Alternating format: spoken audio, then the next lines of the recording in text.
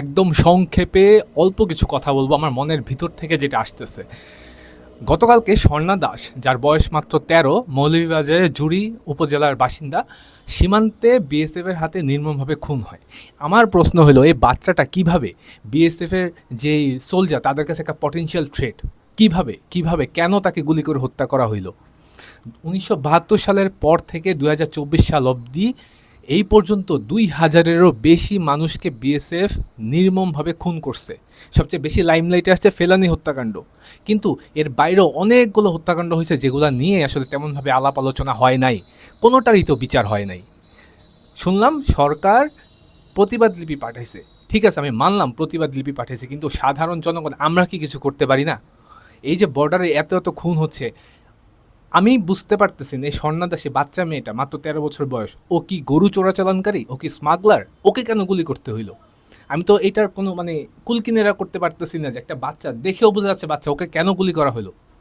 ওকে গুলি না করে কি অন্য কোনোভাবে, ও যদি কোনো ভুল করেও থাকে, সেটা কি অন্য কোনো সমাধান ছিল না বিএসএফ এর হাতে? শুধু এই স্বর্ণা দাসের হত্যাই না, আপনারা যদি human rights watch, amnesty international ওদের বিভিন্ন রিপোর্ট ঘাটেন, এই সেম বয়সের, এই কিশোর বয়সের অনেক অনেক কিশোর কিশোরীকে সীমান্তে বিএসএফ নির্মমভাবে গুলি করে হত্যা করেছে। সেগুলোর একটারও আজ পর্যন্ত বিচার হয় নাই। এই জিনিসটা হচ্ছে joint Indo Bangladesh guidelines for border authority ১৯৭৫-এর সম্পূর্ণ বিধানের লঙ্ঘন। অথচ এখন পর্যন্ত একটা বিএসএফ সোলজারের বিচার ইন্ডিয়ান অথরিটি করে নাই। তাহলে আমাদের সীমান্তে, ইভেন আমাদের সীমান্তের ভেতরে ঢুকেও এরকম অভিযোগ আছে যে লাশ গুলি করার পর লাশটাকে টেনে হিচড়ে ভারতীয় সীমান্তের ভেতরে নিয়ে যাওয়ার চেষ্টা করছে বিএসএফ সোলজাররা, এবং নিয়েও গেছে অনেকবার। তাহলে এই যে হত্যাকাণ্ডগুলো হলো, এগুলার বিচার কোথায়? এগুলা কেন বিচার হচ্ছে না?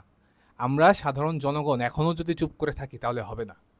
আপনার বাসায় আপনার আত্মীয়, আপনার নিজের ছোট ভাই বোন এরকম বয়সে আছে, আপনার একবার হৃদয় দিয়ে চিন্তা করা উচিত, মস্তিষ্ক দিয়ে চিন্তা করা উচিত যে আপনার সাথে এমন হলে কি হইতো, আপনার ভাই বা বোনের সাথে এমন হলে কি হইতো। একটা একটা বাচ্চা। আপনাদের কাছে আমি একটা রিকোয়েস্ট রাখলাম, আপনারা সবাই মিলে কিছু একটা করার চেষ্টা করেন। যেহেতু দেশ বদলের অঙ্গীকার নিয়েছি আমরা সবাই, তাহলে অবশ্যই দেশের জনগণের সেফটি এনশিওর করার জন্য যত রকম পদক্ষেপ জনগণের পক্ষ থেকে নেওয়া যায়, সেগুলো আমাদের নেওয়া উচিত।